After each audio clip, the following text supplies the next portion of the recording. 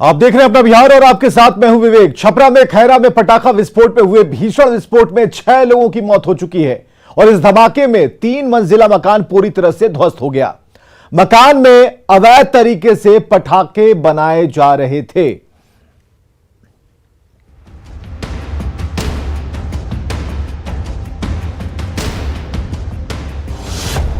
जगह छपरा,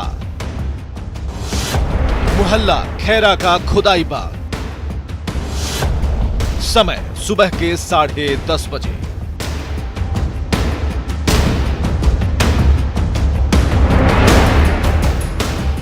छपरा के खुदाई बाग के लोगों की दिनचर्या भी शुरू ही हुई थी। घड़ी की सुई जैसे ही 10:35 पर पहुंची, तभी एक जोरदार धमाका हुआ और हर तरफ फैल गया धुआं ही धुआं। जोरदार विस्फोट में एक 3 मंजिला मकान पूरी तरह जमींदोज हो गया। ये जो मलबे का ढेर दिख रहा है, यहाँ कुछ देर पहले तक एक 3 मंजिली इमारत खड़ी थी, लेकिन जोरदार धमाके में सब कुछ समतल हो गया। और यही वो मकान है जिसका अब अवशेष बचा हुआ है। ब्लास्ट इतना अधिक घातक था कि मकान का परखच्चा उड़ गया। और तस्वीरों में आप देखिए, फिलहाल जेसीबी मशीन यहाँ मंगाई गई है कि क्या कोई शख्स यहाँ पर और दबा हुआ है या फिर कौन कौन सी चीजें यहाँ पर हैं। विस्फोट के बाद आग की लपटें आसमान छूने लगी। तेज धमाका सुनकर आसपास के लोग दौड़े, लेकिन मलबे के पास जाने की किसी की हिम्मत नहीं हुई। राहत बचाव तब शुरू हुआ जब 11 बजे पुलिस और दमकल विभाग की टीम मौके पर पहुंची। आप देख सकते हैं ये सुतली पटाखा बनाने का जो सुतली बम है, यहाँ पे देखिए सुतली ये जल रहा भी, इसमें आग दिखाई दे रही है। और यहाँ पे एक नीचे में हम दिखाना चाहें कि ये जो घर है, रिहायशी घर था, इसके अंदर में एक नीचे में भी तहखाना बना हुआ है, जिसके अंदर में भी हो सकता है कि बम बनाने का कारोबार चल रहा हो। और फिलहाल प्रशासन के अधिकारी यहाँ पहुँच चुके हैं और आप देख सकते हैं कि 2 DSP यहाँ मौजूद है, जो कि जाँच कर रहे हैं। जो लाशें वहाँ दबी हुई है उसे निकालने की कोशिश की जा रही है। हम दिखाना चाहेंगे कि मेडिकल टीम यहाँ पहुंची हुई। आप देख सकते हैं कई एम्बुलेंस लाए गए हैं घटनास्थल पर, और ये एम्बुलेंस जो है मरीजों को जो यहाँ घायल है उनको लेकर के अस्पताल की तरफ जा रहे हैं। कहीं ना कहीं एक पूरी तरह से अफरा तफरी का माहौल यहाँ बना हुआ। बताया जाता है कि खुदाई बाग के टीनू मियां के बेटे मुलाजिम मियां और रियाजुद्दीन मियां अपने घर में अवैध रूप से पटाखे की फैक्ट्री चलाते थे और पटाखा बनाने के दौरान यह विस्फोट हो गया। लेकिन सवाल है कि क्या पटाखे के बारूद से इतना भयंकर विस्फोट हो सकता है? अगर नहीं, तो फैक्ट्री में कहां से आए इतने विस्फोटक? क्या पटाखा फैक्ट्री में बनाए जा रहे थे बम? क्या छपरा को दहलाने की थी साजिश? इससे भी बड़ा सवाल है कि साजिश में कौन कौन लोग थे शामिल, और घटना से पहले क्यों अलर्ट नहीं हुई पुलिस? न्यूज़ 18 के लिए छपरा से संतोष गुप्ता और संजय कुमार की रिपोर्ट।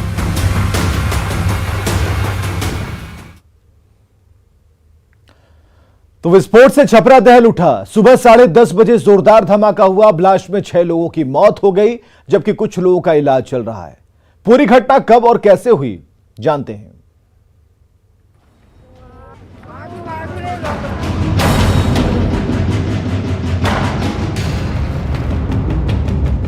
सुबह सवेरे का समय था। छपरा के खैरा थाना क्षेत्र के खुदाई बाग के लोग अपने अपने काम पर जा रहे थे। हर तरफ शांति थी। तभी 10:35 पर एक जोरदार धमाका हुआ और देखते ही देखते एक 3 मंजिला मकान मिट्टी में मिल गया। फिलहाल आप देखिए किस कदर डैमेज पहुंचा हुआ है। मकान से सटा हुआ इस मकान जहां ब्लास्ट हुआ है, जो दूसरे मकान है उनको भी डैमेज पहुंचा है। और ये जो घटना है, ये घटना दिन में तकरीबन 10:35 की बताई जा रही है। घटना से पूरे इलाके में अफरा तफरी मच गई। पता चला कि अवैध रूप से पटाखा बनाने वाली फैक्ट्री में विस्फोट हुआ है। किसी ने पुलिस को सूचना दी और घटना के 25 मिनट बाद यानी कि 11 बजे पुलिस की टीम मौके पर पहुंची। पुलिस ने राहत बचाव कार्य शुरू। 11:30 बजे घटनास्थल से पहला शव मिला। 12:35 पर मलबे के अंदर से 2 शव निकाले गए। घटनास्थल की तस्वीरें बताने के लिए काफी हैं कि घटना बहुत बड़ी है। घटना की गंभीरता को समझते हुए 1:35 पर एसपी संतोष कुमार मौके पर पहुंचे और 2:30 बजे खुद डीएम राजेश मीणा भी घटनास्थल पर पहुंचे, जिनमें एक बच्ची की मौत 3 बजे हो गई। शाम 5 बजे घटनास्थल पर एफएसएल की टीम भी पहुंची और घटनास्थल पर मिले साक्ष्य को सहेजा जाने लगा। और एफएसएल की टीम फिलहाल पूरे मामले की जांच में लगी हुई है। तमाम जो अधिकारी हैं वो आपको तस्वीरों में नजर आ रहे हैं। ये पूरी एफएसएल की टीम जो है वो पूरे मामले की जांच कर रही है। एफएसएल के अधिकारी धीरे धीरे पटना से पहुंचने लगे हैं और फिलहाल पूरे मामले की जांच में वो जुटे हुए हैं। यानी 5 बजे तक सभी अधिकारी मौके पर पहुंच गए। 6 बज रहे होंगे जब पटना से एटीएस की टीम भी मौके पर पहुंच गई और जांच शुरू कर दिया। न्यूज़ 18 के लिए छपरा से संजय कुमार और संतोष गुप्ता की रिपोर्ट। ब्लास्ट की इंटेंसिटी का अंदाजा इसी से लगाया जा सकता है कि धमाके वाली जगह से करीब 100 मीटर की दूरी पर सैकड़ों ईंट टूटकर गिरे थे। ग्राउंड रिपोर्ट से हमारे सहयोगी संजय कुमार की यह रिपोर्ट देखिए। सारण के खोदाई बाग में पटाखा बनाने के दौरान एक मकान में ब्लास्ट होता है और उसकी इंटेंसिटी देखिए। ये जो आप बिजली का पोल देख रहे हैं और वो इसके जो ईंट उड़े हैं मकान के, उसने उसको भी डैमेज किया और देखिए कैसे वो झुक गया नीचे की तरफ और मकान की ईंट जो है वो चारों तरफ बिखर गई। एक तस्वीर थोड़ा आप देखिए, यहाँ पर एब्स्टेकल के रूप में ये दीवार खड़ी है और मकान की ईंट यहाँ तक पहुंचे हैं।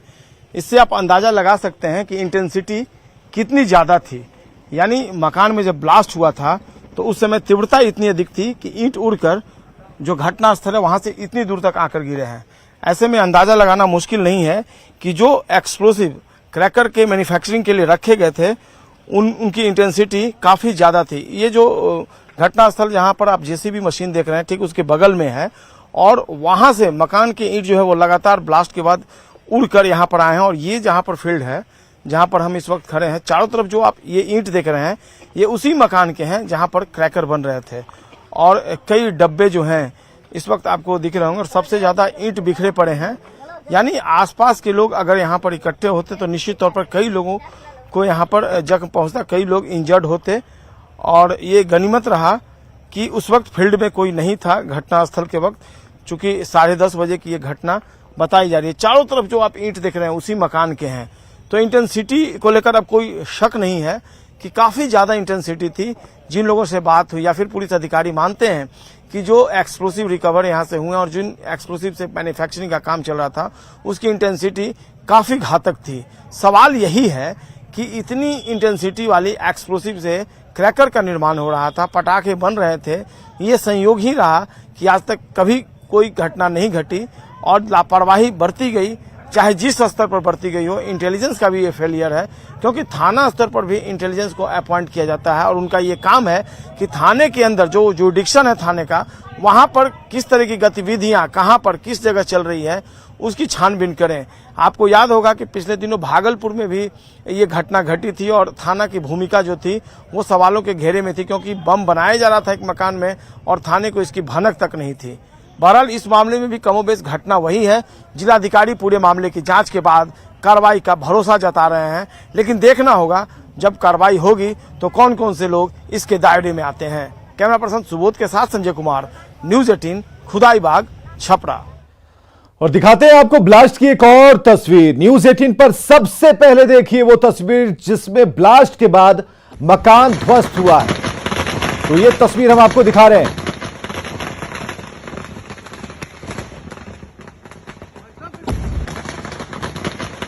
तो धमाका इतना जोरदार था कि इस पुल के आर और पार दोनों तरफ इसका असर देखने को मिला। और कैसे यह ब्लास्ट हुआ है, इतना जोरदार धमाका था कि पुल की जो रेलिंग है वो भी क्षतिग्रस्त हो गई। और ये एक्सक्लूसिव तस्वीर हम आपको दिखा रहे हैं। बम बनाया जा रहा था तभी धमाका हो गया और धमाका इतना जोरदार था कि 3 किलोमीटर दूर तक इसकी गूंज सुनाई दी।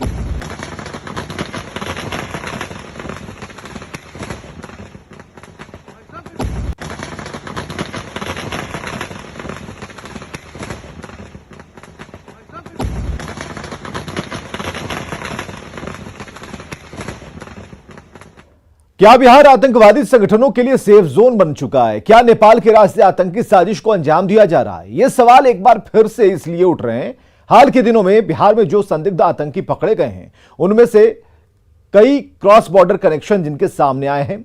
रिपोर्ट देखते हैं। बिहार में इन दिनों आतंकी गतिविधियों ने पुलिस महकमे और सुरक्षा एजेंसियों की नींद उड़ाकर रखी है। आतंकियों के फुलवारी शरीफ मॉड्यूल के सामने आने के बाद सवाल खड़े हो रहे हैं कि क्या बिहार आतंकियों के लिए सेफ जोन बन गया है और नेपाल बांग्लादेश की सीमा पार से नापाक साजिश के तार बुने जा रहे हैं। विशेषज्ञों का मानना है कि इन देशों से सटी सीमा पर बीएसएफ समेत तमाम सुरक्षा एजेंसियों की तैनाती के बाद भी अभी कई खामियां हैं, जिसकी वजह से आतंकियों को अपने मंसूबे को आगे बढ़ाने में मदद मिल रही है। कि इस बॉर्डर का पोरस बॉर्डर, हर जगह पुलिस होती नहीं है, वो घेराबंदी नहीं की गई है, तो आतंकवादी इसका लाभ उठा के आने जाने का काम और उनकी जो प्लानिंग है वो करने का काम कर सकते हैं और करते भी हैं, जिसकी सूचना आती रहती है। बिहार की सीमाओं पर लोकल लेवल पर मिलने वाले इनपुट और उस पर एक्शन प्लान में लापरवाही भी इन इलाकों में आतंकी गतिविधियों की बड़ी वजह साबित हो रही है, क्योंकि इन इलाकों से मिलने वाले छोटे छोटे इनपुट को शायद ही कभी आतंकियों की बड़ी प्लानिंग से जोड़कर देखा जाता है और वहीं पर पुलिस महकमे से लेकर केंद्रीय एजेंसियों तक से चूक हो जाती है। जो मिथिलांचल और सीमांचल का इलाका है, चाहे अररिया हो, मधुबनी हो या आजकल सारण तक, इनको हाइड आउट का एक जगह मिल गया है और उसका फायदा यह है कि वो काफी दिनों से उसके ऊपर एक्शन बहुत प्रॉपर नहीं हो रहा है, जितना होना चाहिए वो नहीं हो रहा है। आतंकी अब सीमांचल के इलाकों से आगे बढ़कर सारण तक में अपनी पकड़ मजबूत बनाने में लगे हैं, जिसका प्रमाण जम्मू कश्मीर में हथियार की सप्लाई मामले में 2 युवकों की गिरफ्तारी से मिल चुकी है। इंडियन मुजाहिदीन के आका यासीन भटकल और उससे जुड़े लोगों की गिरफ्तारी के दौरान भी इस बात की पुष्टि हो चुकी है कि आतंकी संगठन से जुड़े लोग बिहार को सेफ जोन मानते हैं और अब इस बार फुलवारी शरीफ से आतंकी पाठशाला मामले में मरगूब और ताहिर से संबंध सामने आया है। पूर्वी चंपारण के ढाका में मदरसा से आने वाले मौलाना के तार भी बांग्लादेश के आतंकी संगठन से जुड़ चुके हैं। फुलवारी शरीफ मॉड्यूल मामले में अब तक गिरफ्तार आरोपियों में अतर परवेज, जलालुद्दीन और अरमान मल्लिक के साथ साथ नूरुद्दीन जंगी ने पूछताछ के दौरान जो स्वीकार किया है, कबूल किया है कि इनके तार पाकिस्तान, बांग्लादेश तक जुड़े हुए हैं। इससे यह साबित होता है कि आतंकवाद के राह पर चलने वाले लोगों के लिए बिहार सेफ जोन बना हुआ है और अब यह देखना होगा कि जब इस पूरे मामले की जांच केंद्रीय सुरक्षा एजेंसियों के द्वारा की जा रही है तो आगे आने वाले दिनों में और क्या कुछ खुलासा होता है। कैमरा पर्सन मनीष जुनेजा के साथ अमित कुमार, न्यूज 18, फुलवारी शरीफ, पटना।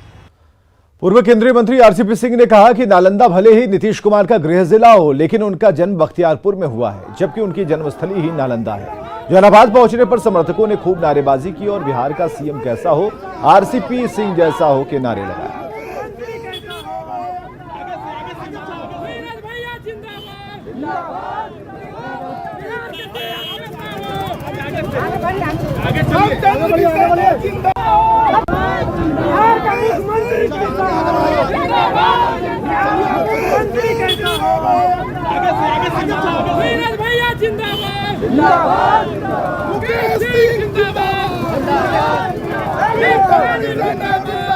देखिए, हमारा गांव जहाँ है, मैं वहीं पैदा लिया हूँ। माननीय मुख्यमंत्री जी का वो गांव है, लेकिन वो पैदा लिए हैं बख्तियारपुर, इसलिए हमारे उनमें फर्क है। मतलब अधिकार आपका ज्यादा है? अधिकार की बात नहीं है जी, मैंने कहा ना कि मेरा तो घर ही है, मैंने पैदा लिया, ये मैं बता रहा हूँ। और माननीय मुख्यमंत्री जी का पैतृक गांव है कल्याण का, लेकिन उनका पैदा हुए हैं बख्तियारपुर। जहानाबाद में उपेंद्र कुशवाहा ने जगदानंद सिंह पर तंज कसा। कुशवाहा ने जगदानंद सिंह के उस बयान पर तंज कसा जिसमें नीतीश को सलाह दी थी तेजस्वी को सीएम बनाने के लिए वो जेडीयू का आरजेडी में विलय कर दें। हालांकि कुशवाहा आरसीपी सिंह के बयान को लेकर पूछे गए सवाल को टाल गए। जहानाबाद में कुशवाहा ने कई कार्यक्रमों में शिरकत की। जगता बाबू ने ऑफर किया है तेजस्वी को मुख्यमंत्री बनाने के लिए, नीतीश जी राजद में अपनी पार्टी को विलय कर दें। फालतू ऑप्शन का क्या मतलब है? जगता बाबू अब इतनी उम्र हो गई ना उनकी कि ज्यादा उम्र होने पर आदमी सठिया कर कुछ बोलते रहता है, उसी तरह का स्टेटमेंट है। इससे ज्यादा क्या उस पर कहा है? बिहार बीजेपी अध्यक्ष डॉक्टर संजय जायसवाल ने जगदानंद सिंह पर पलटवार किया। उन्होंने कहा कि उम्र होने पर आदमी का संतुलन बिगड़ जाता है। उन्होंने कहा कि समाजवादी कहने वाले जगदानंद सिंह को तेजस्वी यादव के बेटे की बात भी माननी पड़ेगी। अपने आप को जो समाजवादी नेता बनते हो वह किसी के भी घर के जो भी उस घर का सदस्य हो उसकी नौकरी कबूल कर लेते हैं। ये तो है कि वो बने कोई भी बना देंगे। कल को तेजस्वी जी के पुत्र जो भविष्य में भी होंगे उनकी भी जो आदेश है उसका पालन सभी को करना है। तो राष्ट्रीय जनता दल में कौन क्या बनता है इसका कोई महत्व नहीं है। पूर्व मंत्री और बीजेपी नेता बसावन भगत ने बिहार में हावी अफसरशाही पर सवाल खड़े किए, जिससे बिहार की सियासत गर्म है। वैशाली के वडथाई मंदिर में अखिल भारतीय कुशवाहा महासभा सम्मेलन में पहुंचे पूर्व मंत्री बसावन भगत ने कहा कि आरजेडी के शासनकाल में जब वे मंत्रिमंडल में थे तो किसी एसपी डीएम की औकात नहीं थी कि वो उनकी बातों को काट दे, और उनके कार्यकर्ता डीएम एसपी से पैरवी करते थे और अधिकारी उनके सुनते भी थे। लेकिन आज विधायक और मंत्री का फोन भी डीएम एसपी नहीं उठाते। कुशीनगर भी हम गए थे और क्यों माने तो मैं हम भी मंत्रिमंडल में थे, भगवान भाई भी मंत्रिमंडल में थे। रुतबा था हम लोग का। कोई दिन मजाल है कि कलेक्टर को और एसपी को कुछ अगर कह दे तो वो हम लोग की बात को काट दे, मजाल नहीं था। बैठे हैं कुल्हनी के लोग भी बैठे होंगे। हमारा वर्कर जाकर के एसपी से पैरवी करता था कि मैं हमको मंत्री जी भेजिए। वर्कर करता था, उसकी बात सुनता था। आज जमाना है, देखते हैं मंत्री और विधायक जब फोन करता है दरोगा तक नहीं सुनता, वीडियो तक नहीं सुनता है। और मुंगेर से बड़ी खबर, जहां 3 संदिग्ध हिरासत में लिए गए हैं। साधु के वेश में घूम रहे थे गांव में। पुलिस पूछताछ कर रही है बैल के साथ। ये सभी भिक्षाटन कर रहे थे। हवेली खड़गपुर के रानी सागर की यह घटना है। बताया जा रहा है कि ये सभी मुस्लिम समुदाय के हैं और इन्हें पकड़ा गया है और जो बैल है उसे लेकर ये घूम रहे थे, भिक्षाटन कर रहे थे। हालांकि इनके आधार कार्ड से इनका पता चला, इनके नाम का पता चला और उसके बाद आगे की पूछताछ जारी है।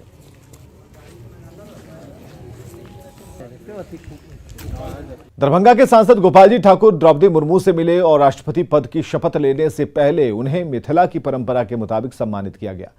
सांसद ने पाग, चादर, मिथिला पेंटिंग और मखाना की माला देकर द्रौपदी मुर्मू को सम्मानित किया और साथ ही दरभंगा आने का निमंत्रण दिया। उन्होंने कहा कि द्रौपदी मुर्मू के सार्वजनिक जीवन के अनुभव, निस्वार्थ सेवा भाव और लोक कल्याण के विषयों की गहरी समझ से लाभान्वित होकर राष्ट्र नया मुकाम हासिल करेगा।